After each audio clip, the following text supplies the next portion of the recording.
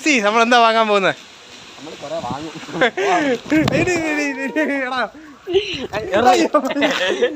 Guys welcome to ഡാഡ് പില്ല blogs. Guys ഇന്ന് എൻ്റെ കൂടെ നിൽക്കുന്നത് പുതിയൊരാളാണ് ഗൈസ്, നിതിനോളി. നമ്മൾ എന്തിനാണ് ഇന്ന് വന്നത്? അതെ ഗൈസ്, അപ്പോൾ നമ്മളിന്ന് കോഴിക്കുഞ്ഞിനെ വാങ്ങാൻ വേണ്ടി വന്നതാണ്.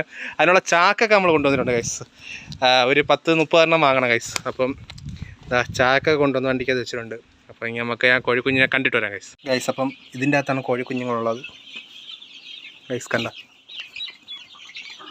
കുറേ കോഴിക്കുഞ്ഞുങ്ങളുണ്ട്. നമ്മൾ ഇതിൻ്റെ അകത്തു നിന്നാണ് കോഴിക്കുഞ്ഞുങ്ങൾ വാങ്ങുന്നത്.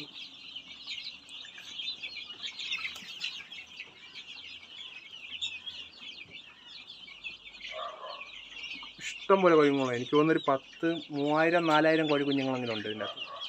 അതിൻ്റെ അപ്പുറത്തും കോഴികളുണ്ട്. എനിക്ക് തോന്നുന്നു ഇതാണ് അടയിരിക്കുന്ന കോഴികളെന്ന് തോന്നുന്നു.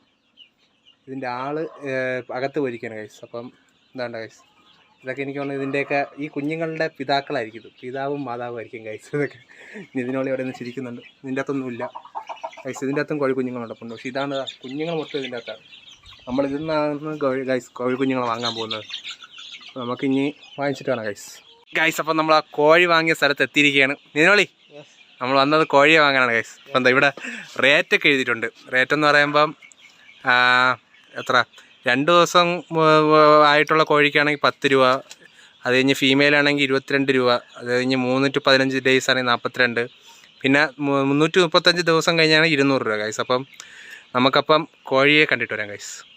അങ്ങനെ ഈ വ്ളോഗും ഇൻകംപ്ലീറ്റ് ആയിരിക്കുകയാണ് ഗൈസ്. നമ്മളവിടെ വന്നപ്പം ആൾ പറഞ്ഞ് വളർന്നിട്ടില്ല, 1 മാസം കഴിഞ്ഞ് പിന്നെ നിങ്ങൾ വരാൻ പറഞ്ഞു. ആ 1 മാസം കൊണ്ട് എനിക്ക് കോഴി വളർത്താനുള്ള മോഹവും പോയി കഴിഞ്ഞു ഗൈസ്. അതുകൊണ്ട് ഈ വ്ളോഗ് കംപ്ലീറ്റ്ലി നമ്മളത് വേണ്ടെന്ന് വെച്ചു. ഇനി എന്തെങ്കിലും നിതിൻ വരുമ്പോൾ നമ്മൾ പുതിയ വ്ളോഗായി വരും ഗൈസ്.